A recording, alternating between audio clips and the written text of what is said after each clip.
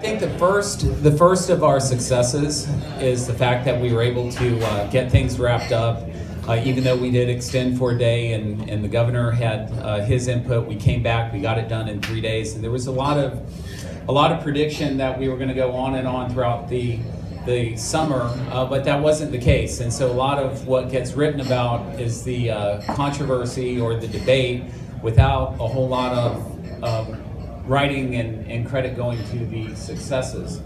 I know on the Senate side, we were very pleased to see the budget ultimately end up with adequate funding for EFI, $85 million, another $76 million for Visit Florida.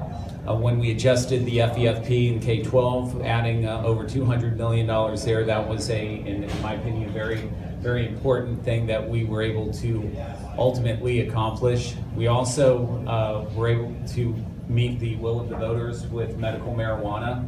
Regardless of where you stand on the issue, you know, each one of us up here has raised our hands and sworn to uphold the Constitution as part of the Constitution, and that was something else that I think people were wondering if we'd be able to get done because there's so many moving parts and it's so complex. Rarely, if ever, does the way things start out in Tallahassee end up being the way they are at the end of the day.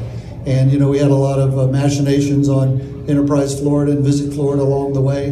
The House had a position, the Senate had a position, the governor had a position, and I'm really happy that at the end of the day, we were able to bring all those ideas together. We funded Visit Florida at $76 million. We have $85 million in Enterprise Florida going to a job training and infrastructure initiative. So, and Enterprise Florida was funded for their operational needs, including the international work. So that was in large part, candidly, I think the guy sitting to my left on the Senate side had a lot to do with that, as we move toward the special session and getting that across the finish line. So I'm very happy that we got that done.